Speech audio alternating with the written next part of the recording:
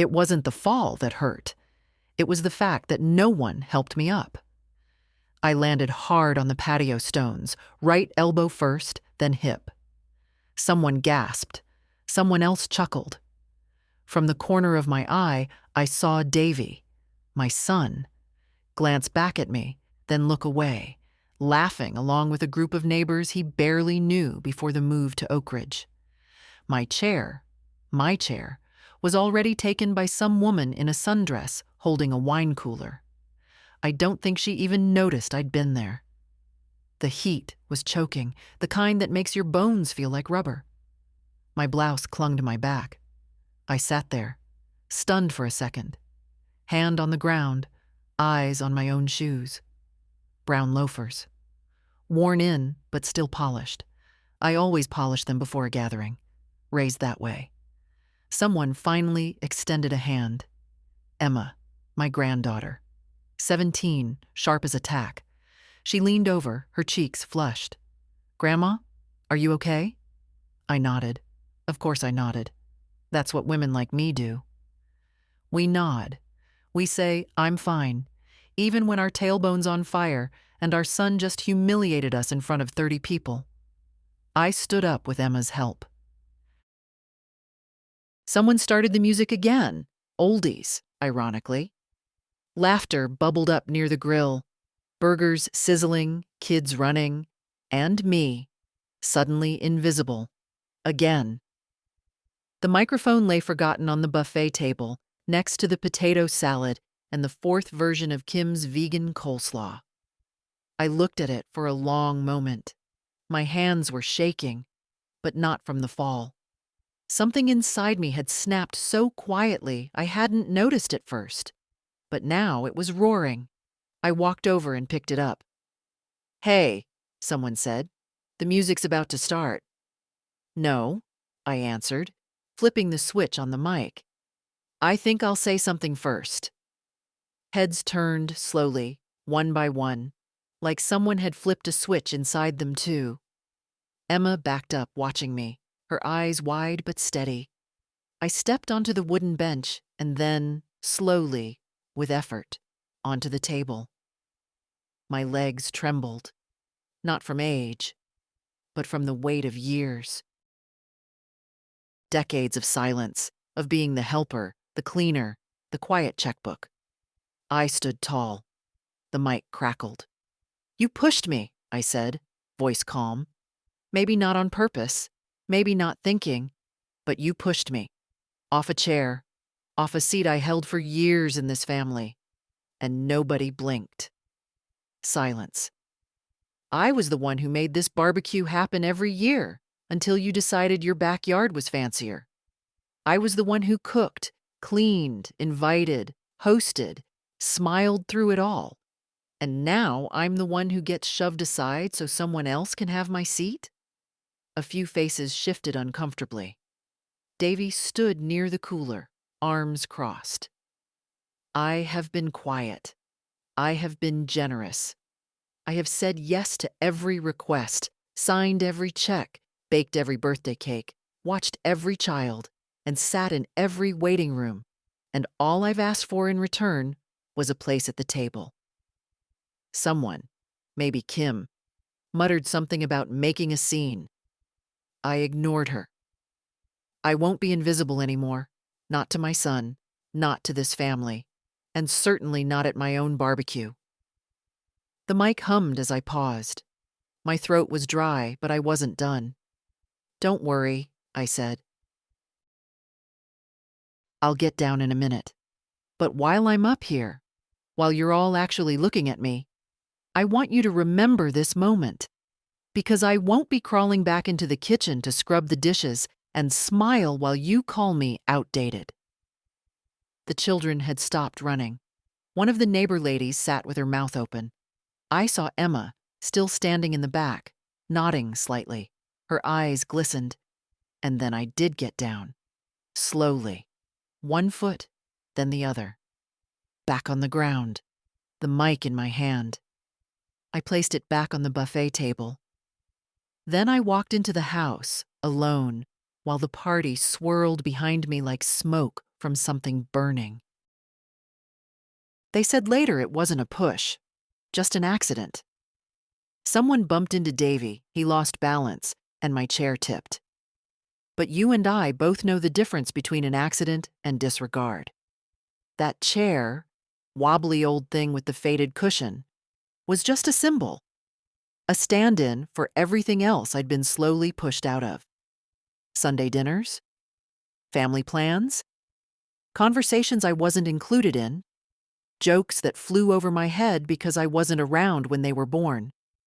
It started slow, as these things do. First, they moved the gatherings to Davy's house. More room, Kim said.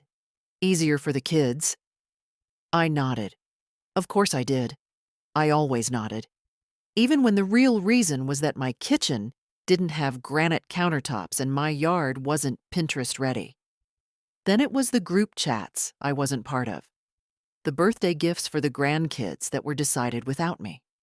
The dinner plans made while I stood in the kitchen, drying my hands. And now, my chair. Taken. Just like that. I sat in the den, inside their air-conditioned, magazine-ready home, and listened to the muffled music and laughter outside. The windows were closed, but the sound carried. I heard someone yell, "Turn it up!" and another person cheer when a new song came on. Probably that same neighbor who called me adorably old-fashioned when I tried to talk about my garden last year. I looked around the room. There framed photos on the walls, vacations I wasn't invited to, smiling faces on sailboats, matching outfits at Christmas, Disney World. I was in one picture, a blurry one, from 5 years ago. The clock ticked. A smell of grilled onions wafted through the vents. My hands were still trembling, but slower now, steadier. Like something inside me was adjusting, not breaking, realigning. Emma came in after 10 minutes. Quiet as always, like she didn't want to disturb anything. She didn't speak right away, just sat beside me. "I thought they were going to clap," she said softly. I smiled. They never clap for the truth. She looked at me, thoughtful. Grown up in that way, only girls who've had to watch their mothers perform for approval become. "You were brave, Grandma." "No," I said, and it surprised me how steady my voice had become. "I was just tired. Tired of pretending that being needed was the same as being loved. Tired of thinking that my usefulness was my worth."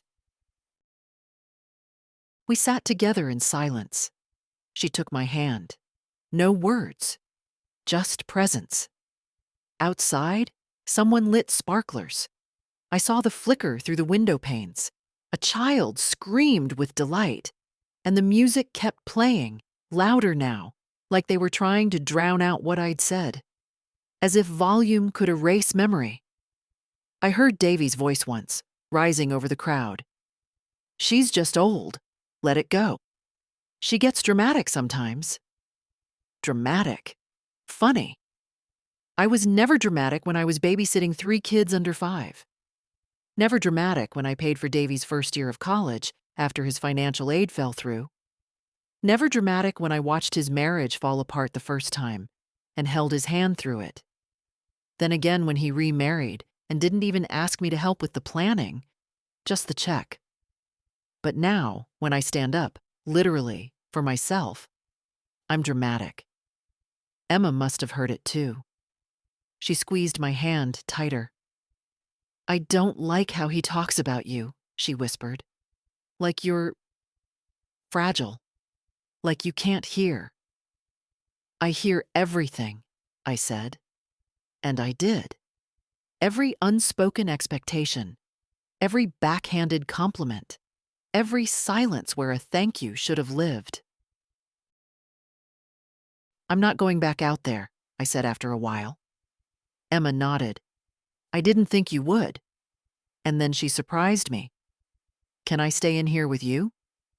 It was a small thing, but my throat caught anyway. Of course you can, I said. She got up, turned off the hallway light, and came back with a blanket. Sat beside me again, knees folded, like she used to when she was little, and we'd watch old musicals on the worn couch I had back in my old house. And that was how the rest of the evening passed. The party went on without us. Fireworks. Toasts. Pictures I wouldn't be tagged in. Laughter I wasn't invited to. But I had Emma. I had a quiet room. I had a voice I'd finally used. And for once, I wasn't invisible to myself. There was a time when my voice filled rooms. Not with speeches, no, just with life. You wouldn't have recognized me then. I was the woman with the garden that fed 3 families, the woman who baked pies so good that the church ladies whispered about secret ingredients and tried to trade me theirs, the woman who could carry a child on one hip and a feed sack on the other and still make dinner from scratch before sundown. Before silence became habit, I was noise. Good, useful noise. I married young. Most of us did back then. Jack was tall, patient, and always smelled faintly of tobacco and soil. We lived on 10 acres in Ridgefield, in a house with crooked windows and a leaky roof that he swore he'd fix every spring. He died before he could, of course. Heart stopped in his sleep. Just didn't wake up one morning. That was 15 years ago. Davy gave the eulogy, called Jack, the kind of man every boy should be lucky enough to have as a father. Everyone cried. Even me, though most of my tears had dried out by then. After Jack, I stayed. What else was I going to do? The farm was too much for one woman alone, but I wasn't ready for the city. I made do for a while. Sold the goats, let the orchard go, held onto the porch swing like it was a lifeline. And then Davy said, "Mom, it's time you move closer." He framed it like a kindness, said he didn't want me to be alone out there, said I could be near the grandkids, be part of things. What he didn't say, what no one says out loud, is that it's easier when your aging parent is within reach, not emotionally, just logistically. So I sold the house, the one with the garden and the sagging roof and the kitchen where every one of my kids had spilled something and cried at least once. I sold it, and I moved to a condo, 20 minutes from Davy's place. That was the first time I disappeared a little. No one asked me if I wanted to. They praised me instead. So wise. So practical. So generous. I furnished the condo with what I could salvage. A few chairs, some books, Jack's old recliner, even though it didn't match anything. And I waited. For dinners. For drop-ins. For a knock on the door. For the life they said I'd be a part of. It came sometimes. Usually when they needed something. Can you watch Molly this Saturday? Mom, do you have the number for that plumber again? Grandma, my paper's due tomorrow. Can you help proofread? Of course I said yes. Always yes. Because love, I thought, was in the doing. I was needed. That had to mean I was loved, didn't it? But slowly, over the years, the needs stopped sounding like gratitude. They became expectations. I became background. Someone reliable, but forgettable. Kind of like the bathroom light. No one thinks about it until it stops working. And then came the comments. Tiny things. Don't wear that scarf, Mom. It makes you look old. Grandma, we don't use that word anymore. It's outdated. Maybe just let the kids talk, okay? They're trying to explain their world. I adapted, changed words, folded scarves away, laughed when they joked about how slow I texted. But each little change erased a part of me, until one day I realized I didn't recognize myself anymore. Not in the mirror, not in my stories, not in the way they looked at me. At the family dinners, I started listening more than talking. I'd bring a dish and then slip into the kitchen while they debated politics or influencers I'd never heard of. I'd wash dishes no one asked me to, pick up wrappers they left behind, leave before dessert, and no one noticed. No one said, "Wait, Mom, you didn't get a slice." No one followed me to the door.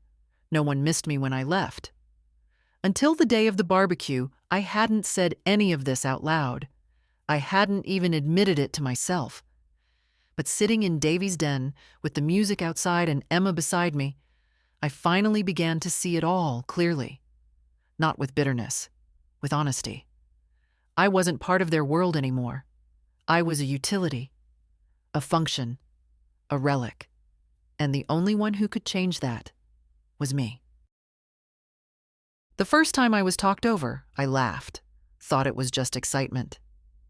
We were all sitting at Kim's dining table, this was maybe 7 years ago, talking about Emma's science fair project.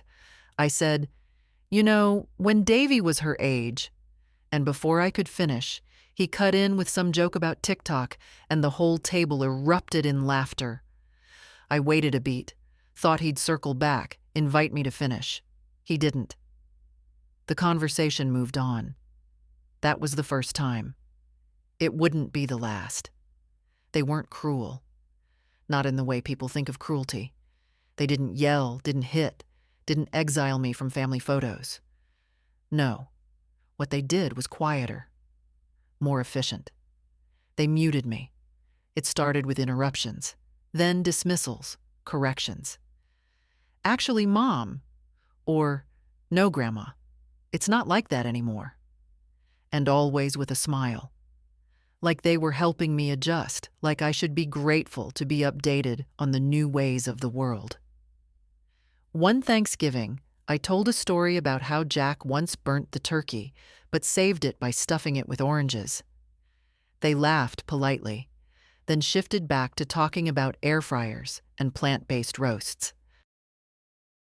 That year, I was seated at the far end of the table next to the high chair. I remember looking down the table, at the laughter, the wine, the passing of dishes from hand to hand, and realizing I was no longer part of the chain. I was a branch off to the side, an add-on, a respected antique. You don't yell at your grandmother. You don't insult her. You just move her. You make sure she's comfortable. You include her name in the invitation, but not her voice in the room. And slowly, I began to comply. I stopped bringing up stories they didn't ask for. I started asking what I could bring rather than deciding myself. I waited for their cue to speak. I stayed quiet when I disagreed. Silence, I thought, would buy me peace, a place. Instead, it bought me erasure. I think the worst moment wasn't when they forgot my birthday last year. Not even when they texted, "Happy B-Day, Mom," as if I were a friend from middle school they barely remembered. No, the worst moment was a few weeks later. Emma had a school play. I offered to help with costumes. Sewing has always been something I do well. Kim smiled and said, "That's sweet, but we've got it. You just come and clap. Just come and clap." That line stuck with me, rolled around my head like a loose marble, as if that's all I was good for now, sitting, watching, clapping at the appropriate times. And I did. I sat in the third row. I watched Emma shine on stage. I clapped when it was over. I smiled. But inside, I felt something closing, like a door, softly but firmly, shutting me out of the world I'd helped build. After the play, when everyone took photos and shared videos, no one asked me to join. I stood to the side, holding my coat, and then walked back to the parking lot alone. No one noticed I'd left. I remember sitting in my car, staring at the dashboard, thinking, so this is how it happens. Not with a blow. Not with a fight. With a fade. A gentle, steady fade into the background. It doesn't happen all at once. You don't just become invisible in a single day. No, they teach you how. One skipped conversation at a time. One, "Don't worry, we've got it," after another. Until the only time you're clearly seen is when you break the rules, like standing on a table with a microphone. That's what they noticed. Not my silence. My noise. That's what shook them. Because they had come to believe the version of me they'd created. A quiet woman who bakes and nods and leaves the room quietly. And I had helped them believe it. Until I didn't. It's strange how money becomes memory. I never thought of myself as rich. Jack and I worked hard. We saved, we reused, we patched and repurposed. Our luxury was a screened porch and a freezer full of our own vegetables. But over time, the things I gave started taking different shapes, not pies or advice or rides to the doctor, but checks. Davy's first car? Used, but solid. Paid for it in full. "I'll pay you back, Mom," he said. I told him not to worry. That was 24 years ago. Their first home? Down payment. They had a baby on the way, and Kim's job was shaky. I remember the way they cried when I handed over the check. "This is your home too, Mom," she'd said. I never spent a night in that house.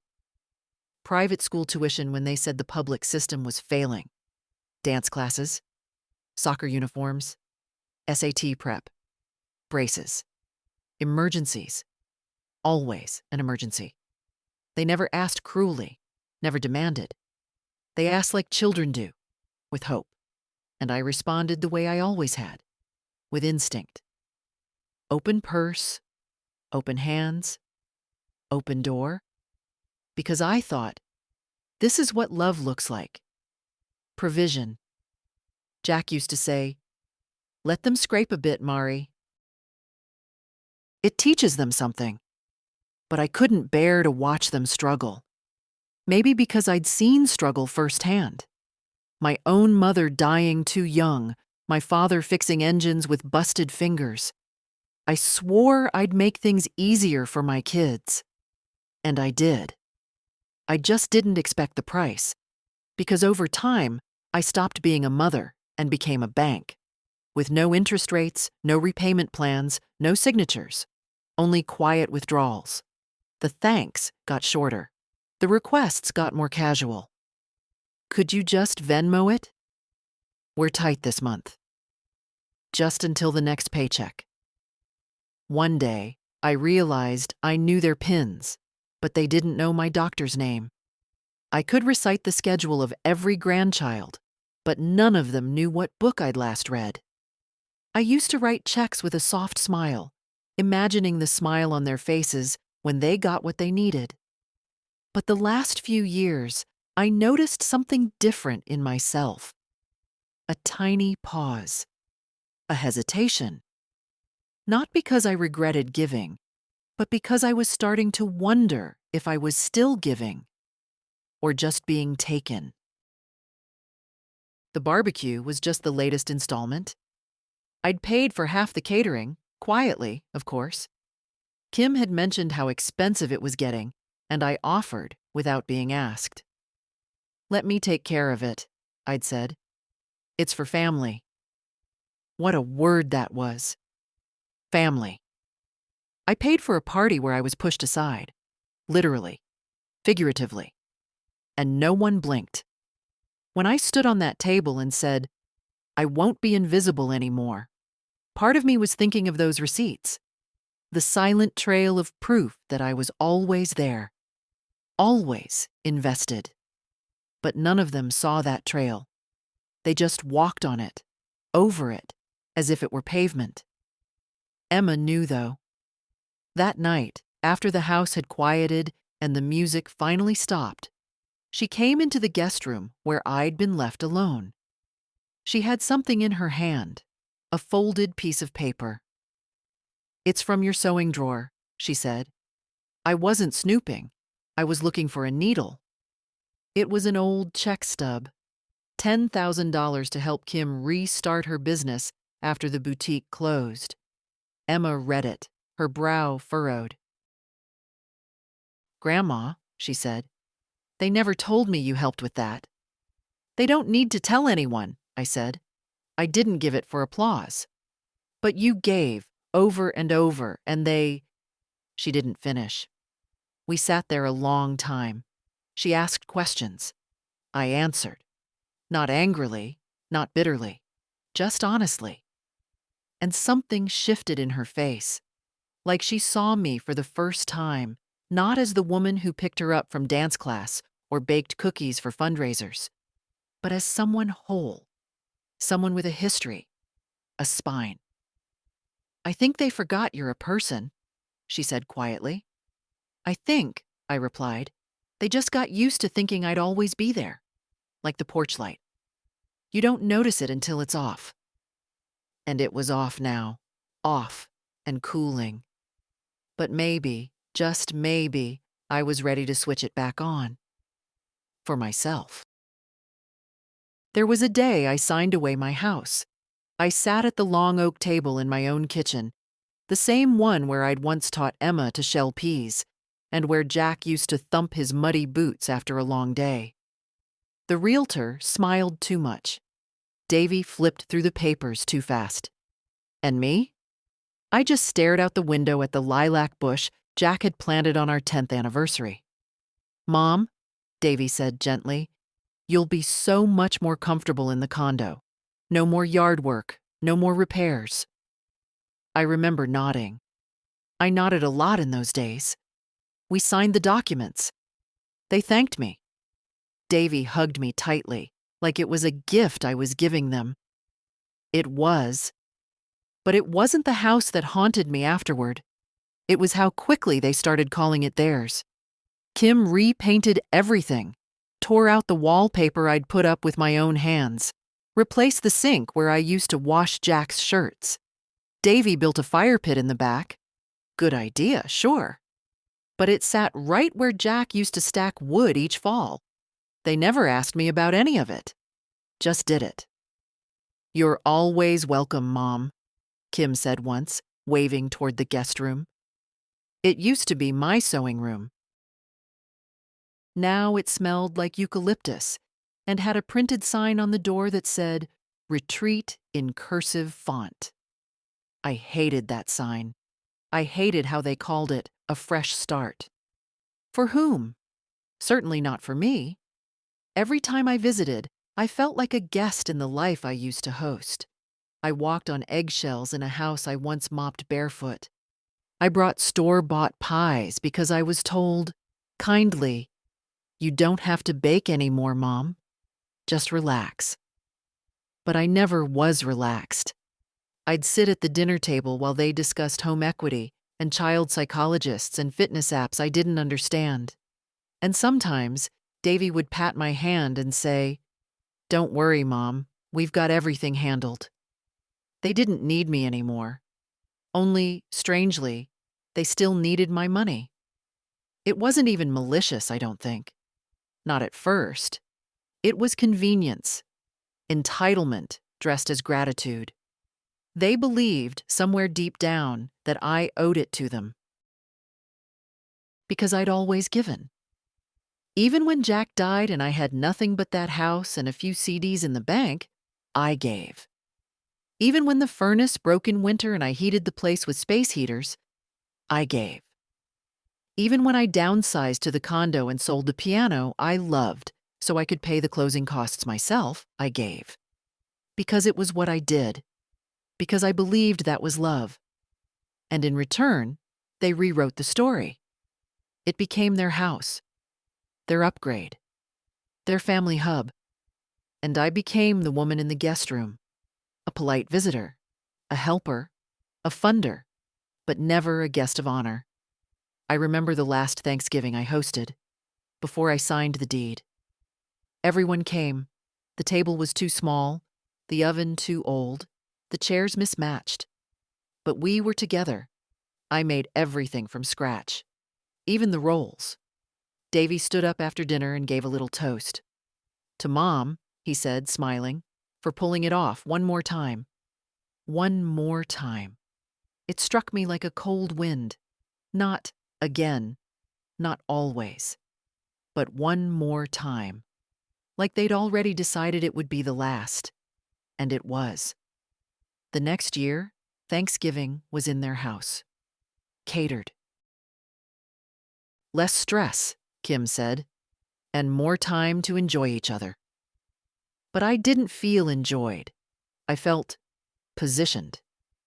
Sat between the coat rack and the powder room. Handed a small plate and told to sit, don't worry, we'll bring you something. That was the year I learned that less stress meant I didn't get to make anything, that I was no longer needed, just placed. That chair at the barbecue, the one I was pushed from, that wasn't the first time I'd been unseated. It was just the first time I stood back up. Emma was the only one who ever knocked before coming in. Even as a child, she'd pause at the door of my condo and tap 3 times, soft and rhythmic, like a secret code only we knew. The others just barged in. "It's just Grandma," they'd say, like I was a pantry or a garage, something you didn't need permission to access. But Emma knocked, and she waited. She was 13 the first time I realized she saw me. Really saw me. It was a cold February evening, one of those nights when loneliness wraps itself around your ankles and climbs. I had made stew and fresh bread, as I always did on Fridays, and no one had shown up. Davy had said they'd come by. "Just a quick stop, Mom. We'll bring the kids. They miss you." They didn't come, but Emma did. She came alone, cheeks pink from the wind, hair tangled from the bus ride, holding a grocery bag with chocolate and lavender lotion. "I know you probably have everything," she said shyly, "but I saw these and thought of you." I remember staring at the lotion bottle, too stunned to speak. It had been years since anyone had brought me something just because. We sat on the couch and watched old movies. She asked me questions, not out of obligation, but curiosity. About Jack. About what my wedding dress looked like. About whether I ever got scared living alone. "No," I'd said. But it wasn't entirely true. The silence scared me sometimes. Not the kind outside, but the one inside. The kind that settles in when no one's asked you a real question in weeks. Emma changed that. She started calling me once a week. Not long conversations, just enough to hear my voice. She came over after school sometimes. We baked. We talked. Sometimes she didn't say anything at all, just sat with me. She never looked at her phone when she was with me. I asked her once why. She said, "Because you're the only person who listens to me like I'm not stupid." It broke my heart a little. Because I knew exactly what that felt like. She was different from the others. Sensitive, observant, a little too smart for her own good, maybe. I saw myself in her, the same way I used to study my own mother's hands when I was a girl, trying to learn something unspoken, something steady. And maybe that's why I started confiding in her, carefully at first. A memory here, a sigh there, but she understood. More than once she'd say, "That's not fair," or "You deserve better." Not just nodding, not just being nice, believing it. She saw how they spoke to me, how they dismissed my stories, laughed at my opinions, called me old-fashioned when I didn't know a new term. She once said, "I think they forgot you've lived longer than all of them combined." That line stuck with me. Because she was right. They didn't see the years behind my eyes, the labor, the loss, the lessons. They saw age spots and repetition and slower steps.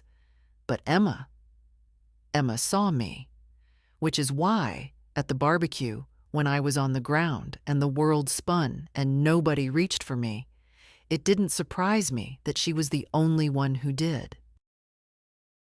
She knelt down like I was royalty and said, "Are you okay?"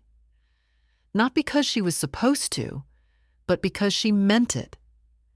And later, when I stood on that table, mic in hand, and cracked the silence open, she didn't flinch. She looked proud, as if she'd been waiting for me to remember who I was. That night, when we sat in the den together and she asked to stay, I realized something. I might have lost my seat at their table, but I hadn't lost everything. Because Emma's love wasn't about function. It wasn't a transaction. She didn't need me to babysit or pay for things. She just wanted me. And that was enough to keep going. They threw me a birthday party once. I wasn't invited. It was last year, my 77th. A week before, Davy had called, voice all honey and speed. "Hey, Mom, we're planning something low-key, just family. Saturday evening, our place. You good with that?" Of course I was good with that. What else would I be? I spent the week planning what to wear. Not too fancy. Kim hated when I overdid it, but something that didn't look like I wore it for a grocery run. I picked a navy blouse, simple earrings, and made my lemon bars. Emma liked them. On Saturday, I waited. I sat near the window at 4, then 5. 6. No call, no car pulling into the drive, no surprise knock on the door. Just the hum of the refrigerator and the ache in my knees. At 6:30, I called Davy. No answer. At 7, I tried Kim's number. Voicemail. At 8, Emma texted me. "Grandma, I'm so sorry. I thought you'd be here already." I stared at the message like it was written in a foreign language. "Be here already." I texted back. "Where?" She replied with the address of a restaurant downtown. Expensive. Trendy. A place I'd never been. They'd all been there for hours. The party was well underway. I didn't go. Of course I didn't. I sat at my kitchen table, lemon bars untouched, blouse too warm, and I told myself maybe they'd just forgotten to confirm. Maybe it was all a mix-up. 2 days later, Davy called. "Mom, we're so sorry. It was Emma's job to remind you." Emma's job. He sounded annoyed, not at me, not exactly, but at the inconvenience of explaining, like I was a delivery that hadn't arrived on time. Kim got on the phone, too. "We didn't want to overwhelm you," she said. "It was loud. Lots of people. We figured you'd appreciate the quiet." I laughed, just once. Not because it was funny, but because the alternative was crying. "I made lemon bars," I said. "Oh, Mom," she replied. "That's so sweet.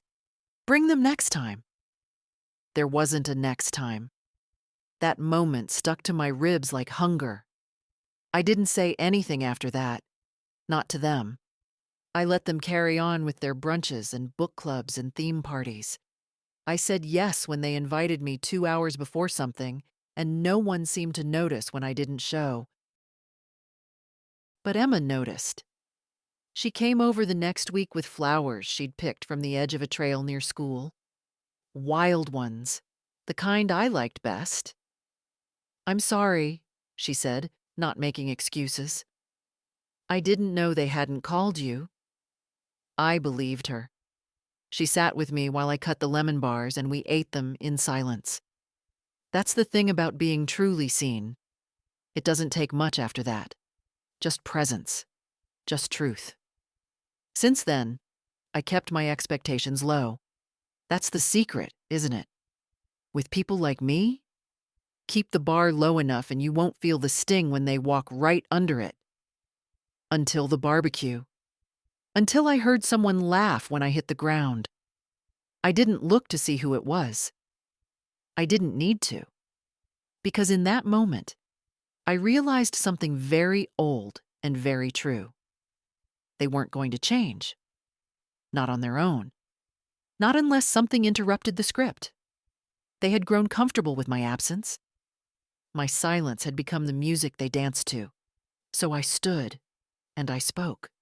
Not for them, for me, for the woman who had once filled rooms with music and noise and laughter. For the mother who packed lunches and folded worries and rubbed backs during fevers. For the grandmother who got dressed up and made lemon bars and waited. And maybe, just maybe, for the girl who brought flowers. I wasn't supposed to see the group chat, but I did. Emma left her phone charging in the kitchen while she helped me carry laundry baskets from the car. She'd offered to help without asking, as she always did, and we spent the afternoon folding towels and listening to her playlists, somewhere between Billie Holiday and Billie Eilish. She got a text. The screen lit up. I didn't mean to read it. But when your own name appears in a thread labeled Fam Only, it's hard not to look. The message was from Kim. Please tell Grandma not to go overboard at the BBQ. Last time she started telling that tractor story again. It's embarrassing. Underneath it, a laughing emoji from Molly, my other granddaughter. Then Davy. Yeah, let's just keep her away from the mic. One awkward moment and she'll take over the whole day. You know how she gets. Another string of emojis. Then a fourth message from someone I didn't recognize, probably one of Kim's cousins. Put her in the shade with a cold drink and she'll fall asleep by 3. The rest blurred. I don't remember how long I stood there. I don't even remember if I breathed. Emma walked in, saw the screen in my hand, and froze. Her eyes widened. I didn't know they said that, she whispered. I never saw those messages before. I nodded, gave the phone back, sat down at the table. What surprised me most wasn't what they said. It was how unsurprised I was.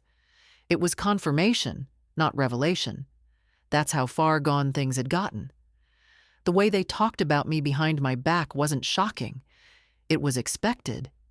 And still, something in me cracked like dry earth under sudden pressure.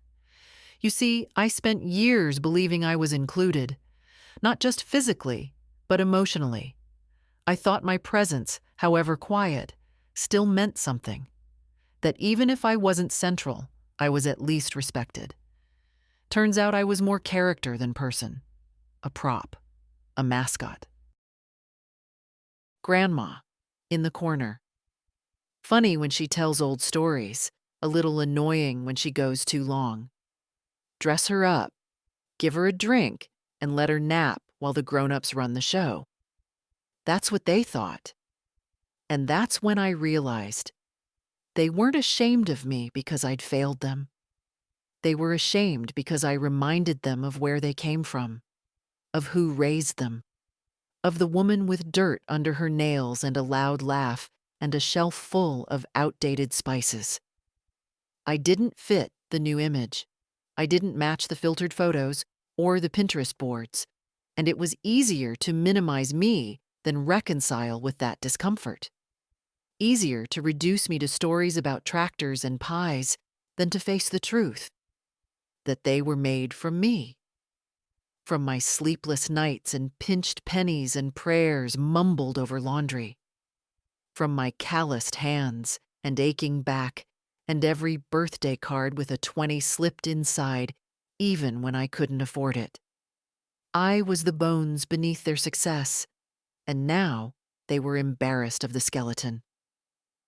The next day, Emma returned with a small, handmade card. She didn't say anything, just left it on my table. Inside was a drawing, me in my garden, wearing my sun hat, and beside it, her handwriting, "You are not invisible to me." I kept it on my fridge. Still do. Because in a house full of unspoken judgments and whispered group chats, that one sentence was louder than all of it. And when the day of the barbecue came, when I stood on that table with my voice in my hand and the mic buzzing, I thought of that card. I thought of what it means to be truly seen, and I decided they could keep their group chat. I had something better. I had my voice back. It wasn't the heat, or the fall, or even the silence that followed. It was the laughter, that soft, smothered giggle from someone behind the grill. That's what did it. I don't know who it was. Maybe one of Kim's cousins. Maybe Molly. It doesn't matter. What matters is that someone saw an old woman fall and found it funny. That sound snapped something in me that had held firm for years. The invisible threads I'd knotted into patience, humility, self-restraint, they all tore at once. And standing there, dust on my skirt, the sun pressing hard against my shoulders, I finally saw what they saw. A joke. Not a matriarch. Not a pillar. Not the woman who once made miracles out of $10 and a cast iron skillet. Just Grandma. Clumsy. Outdated. Disposable. I picked up the mic like I'd picked up 1,000 fallen things before. Crayons, bottles, bills, broken promises. And I climbed the table. Every muscle in my body ached. Not just from age, but from memory. From holding everything in for too long. From letting myself be folded into the background of a life I'd helped build. They say dignity is quiet. They're wrong. Dignity makes noise when you've starved it too long. The moment I stood up there, shoes slipping on the varnished wood, the party paused. Drinks froze mid-sip. Conversations clipped short. Children stopped running. I didn't raise my voice. I didn't need to.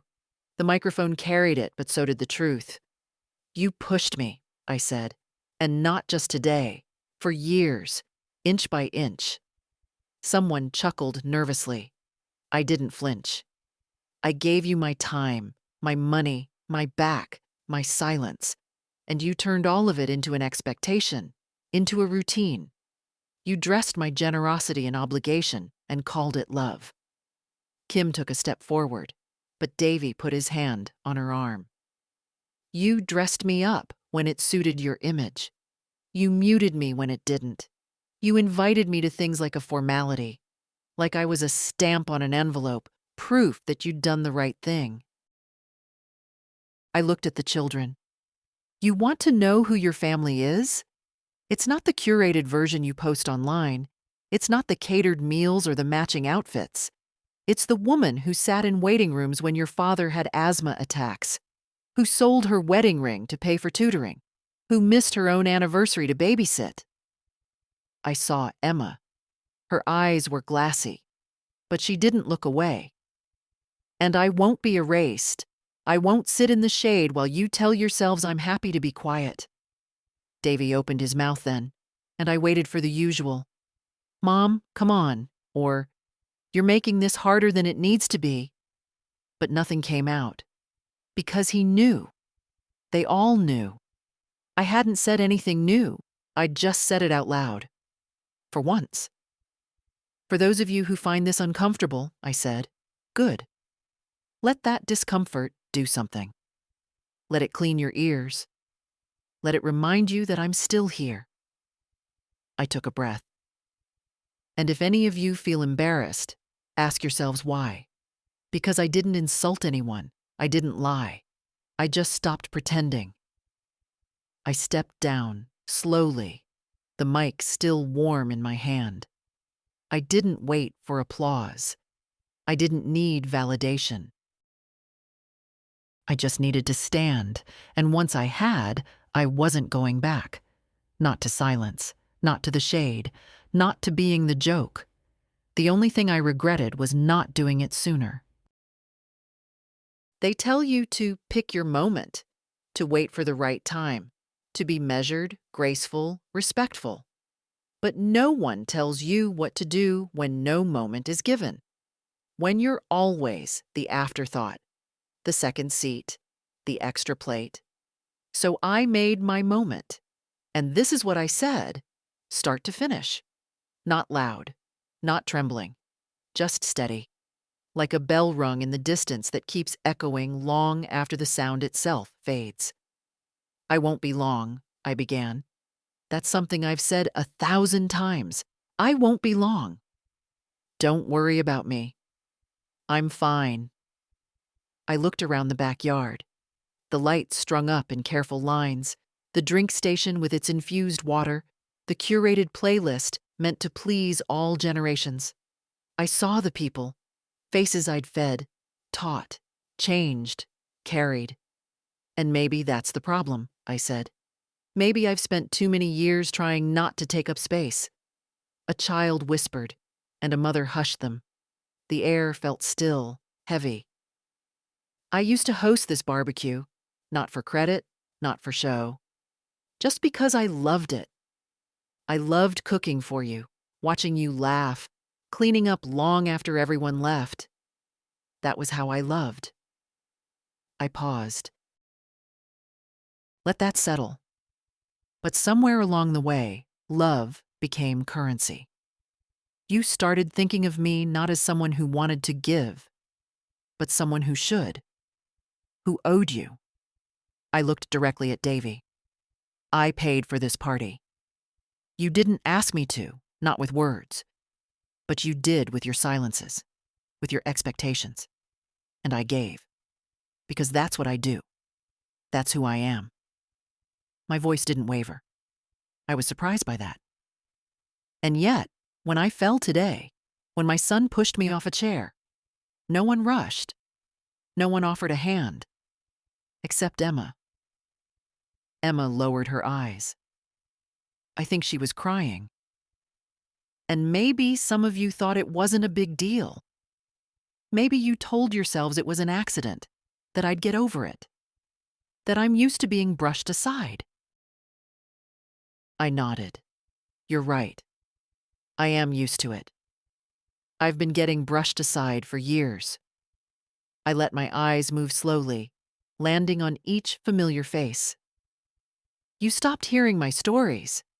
You laughed when I used the wrong words. You corrected me at the dinner table. You joked about how I repeat myself. You patted my shoulder like I was a pet." A sharp inhale somewhere in the crowd. "I'm not angry," I said, and I meant it. "I'm done being angry. I'm just done being small." I took a breath. The kind you take when you're standing on the edge of something. I'm not the grandma in the corner anymore. I'm not the ghost in your group chat. I'm not the woman who hands you checks with a smile and says, "No need to pay it back." I'm not the errand runner. I'm not the backup babysitter. I'm not the soft landing you expect to always be there. I raised the mic just a little. I'm a woman. I'm a mother. I'm a widow. I'm a person who has lived 78 years, and I have earned my place at every table. No one moved. I won't be attending the next barbecue. I won't be showing up unless I'm invited, not out of guilt or tradition, but because someone genuinely wants me there. I caught Kim's eye. She looked pale. I won't be giving out money or time or effort to anyone who treats me like a favor they've outgrown. Then I turned to Emma. But I will open my door to anyone who sees me, truly sees me.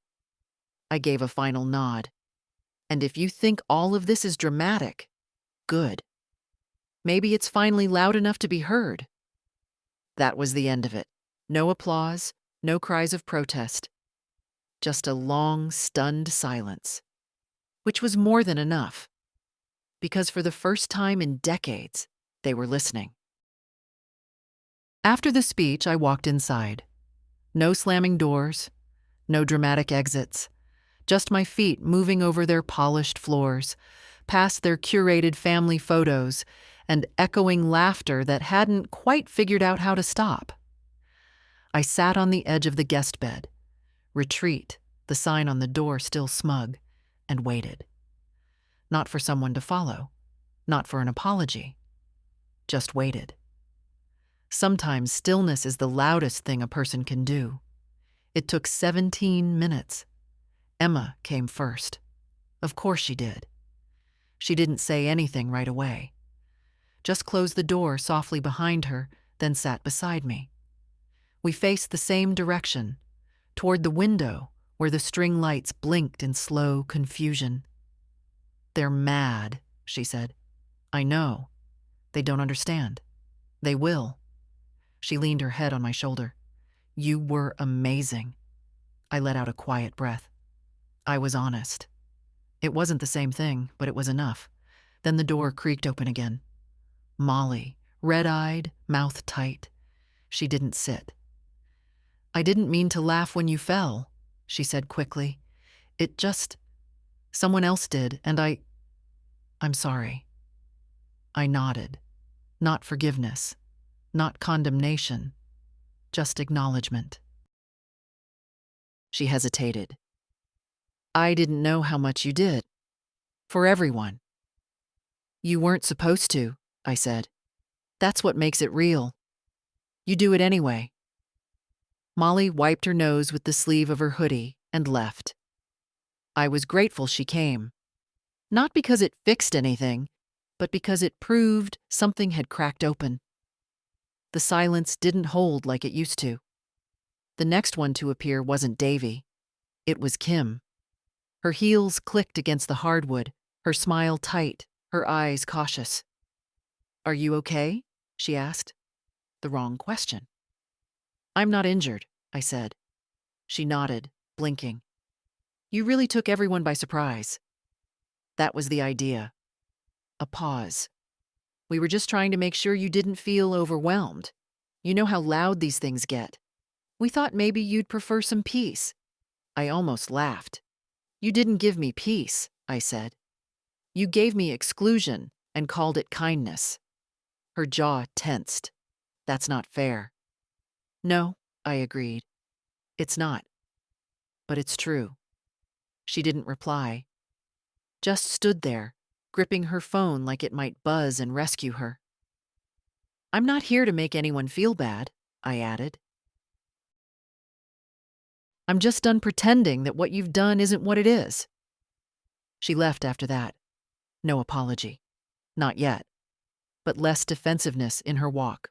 A seed, maybe. Davy came last. He didn't knock. He stood in the doorway, arms folded, like he was bracing for a storm. "You embarrassed us," he said. "No," I replied. "I embarrassed myself by waiting this long." He shifted. "I've always tried to take care of you," he said. "Moved you closer. Kept you involved. You moved me into the guest room of your life," I said. "That's not the same." He looked hurt. "Good. You could have just talked to me." "I tried," I said. "You were too busy looking past me." He sighed, ran a hand through his hair. "So what now? You hate us?" I shook my head. "No. I finally love myself enough to stop disappearing for you." He stared at me a long time. Then, to my surprise, he sat. Just for a moment. But it was something.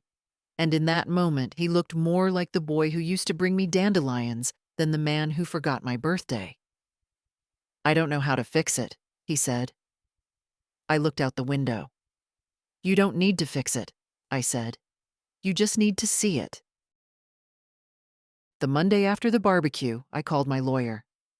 Not the one Davy recommended years ago, the man who sent birthday cards with firm logos on them and always spoke more to my son than to me. No, I called Ms. Hannah Lowe, a woman I'd met at a community lecture on elder rights last fall. Sharp, unsentimental. The kind of person who listens to the pauses as much as the words. I told her what I needed. A full review of my will, my accounts, and a change of power of attorney. I want it all in writing, I said. No more assumptions. She didn't ask what had happened. She just set an appointment. It felt strange, walking into her office with a cane in one hand and a folder in the other, not because I needed help, but because I was finally helping myself.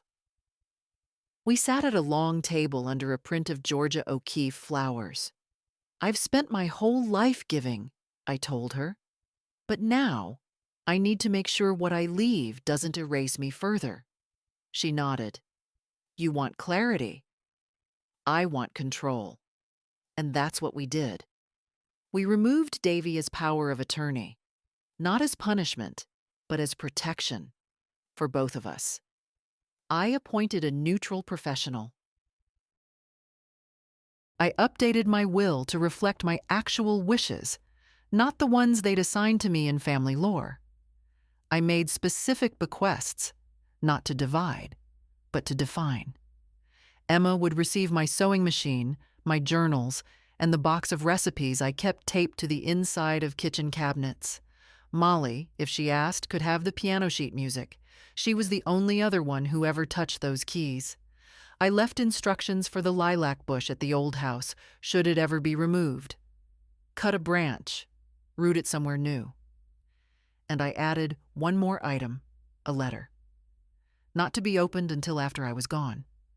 Not because I had final words, but because sometimes the truth is easier to hear in past tense. When I left the office, the sun was sharp and high. I felt taller. That evening, I took down the group family photo from the hallway. I replaced it with a painting Emma had done of my old garden. I started sorting my drawers, not to discard, but to reclaim. I found things I'd forgotten. Postcards from Jack, letters from my sister, a cassette of my own voice reading Charlotte's Web to Davy when he had the flu. I played it once, just to hear myself young again. Then I called the condo board and asked about volunteer positions. I've got hands, I told them, and a mind that's still working. They offered me a spot, organizing community events. Next, I made an appointment with a therapist. Not because I was broken, because I was ready to stop carrying it all alone. And slowly, without spectacle, I began to take back what had been mine all along: choice, voice, space. I didn't tell the family about the legal changes. Not yet. Because this wasn't about them.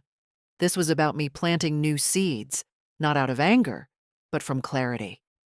And if they came back around one day, I wanted them to know. I would welcome them with open arms, but not empty ones. No more giving what I couldn't afford to lose. No more smiling through erasure. No more inheritance of silence. From now on, everything I left behind would speak plainly. They came to Sunday lunch like nothing had changed. Davy brought a bottle of wine. Kim brought a salad she didn't let me dress. The kids carried in laughter and devices and not a single question about how I'd been since the barbecue. They thought we'd moved on, but I hadn't. I had prepared the table myself. No catered platters, no fuss. Just stew, warm bread, fresh pears. Enough to say, you are welcome, but I am not performing. They sat. They ate. They complimented the seasoning, as if that could smooth over everything that had come undone. Halfway through the meal, Davy lifted his glass. To Mom, he said awkwardly, for still making the best stew in town. They clinked glasses. I didn't. I folded my napkin in my lap. I made some changes this week, I said. Calm. Even. Davy looked up. Changes? Yes, I said. To my will, to my power of attorney, to my boundaries. Kim stiffened. Mom, what's going on? I'm taking my life back, I said. Not out of spite, out of self-respect. Molly scoffed gently, whether out of nerves or guilt, I didn't know. Emma didn't move. I've realized, I continued, that being needed isn't the same as being valued, and that I've spent far too long mistaking gratitude for inclusion. Davy set down his glass. Are you saying you think we don't love you? I'm saying, I replied, that love, when it's convenient, isn't love. The room fell still. Kim opened her mouth, but I held up my hand, gently but firmly. I'm not angry, I said. Not anymore. but I am awake, and with that awakening comes new rules. I turned to Davy. You won't be managing my affairs anymore. It's nothing personal. I just don't believe decisions about my life should be filtered through someone who doesn't ask how I'm doing before asking what I can give. His face flushed, but he didn't interrupt. I won't be contributing financially to anything that isn't discussed openly, respectfully, and without assumption. No more backdoor requests, no more guilt. If you need something, you ask. If I can help, I will. If not, the answer is no, and I don't explain my no. Kim looked as though she might cry, but didn't. I won't be attending events where I'm treated like a relic or a mascot. If I'm invited, it's because I'm wanted, not just expected. And I decide how long I stay. Emma nodded. Just once. I'm not removing myself from this family, I said. I'm finally entering it on equal terms. I let that settle. Then, softer. I'm still your mother, your grandmother. That hasn't changed. But I'm also a person, one who deserves dignity, one who still has chapters left to write. No one spoke for a while. Then Davy cleared his throat. I didn't realize, he said, and it sounded almost real. You didn't ask, I said. Kim reached for her water. I feel like we failed you. No, I said. You stopped seeing me. That's not the same. She looked down. Emma, at last, broke the silence.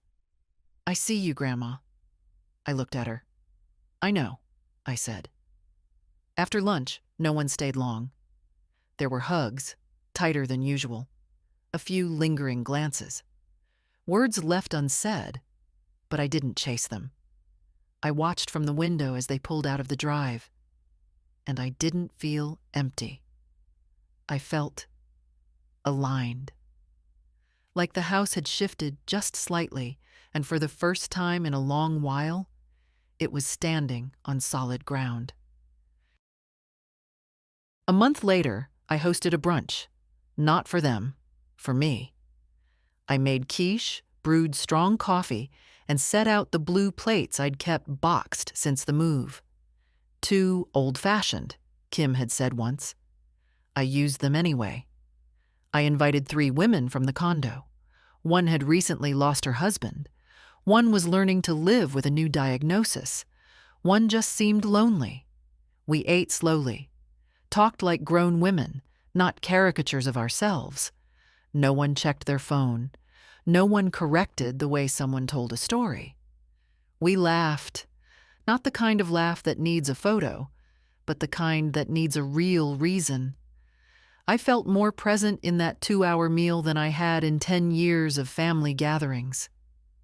Later that afternoon, Emma came by. She knocked, as always. She brought a scarf she'd crocheted, deep green, imperfect. She said it was for warmth and also just for something to do with my hands. I wore it as we sat on the porch. You've changed, she said. No, I smiled. I've returned. She leaned her head on my shoulder. The air was cool. The leaves were starting to turn. Not quite fall yet, but close enough to smell it. I've started writing things down, I told her. Not just stories, thoughts, what I've learned, what I'd want someone to know if they ever felt like they were disappearing. Will you let me read it? One day. She sat up, looked at me. Are you okay now? I took a breath. Yes, because I was. I had stopped shrinking, stopped apologizing, stopped confusing patience with silence, stopped performing gratitude for scraps of attention. I had given birth to a family, raised it, carried it, paid for its mistakes, forgave its carelessness. But now I was raising myself again, watering the parts they forgot to tend, rooting into the ground on my own terms. And I wasn't bitter. I was better. I wasn't angry. I was free. Free to say no without guilt. Free to say yes without being used. Free to take up space without explaining why I was there.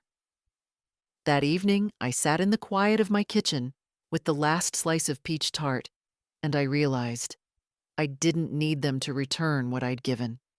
I just needed to stop giving what I never truly offered with joy.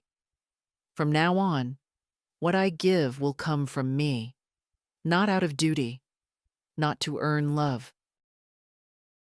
Just because I choose to.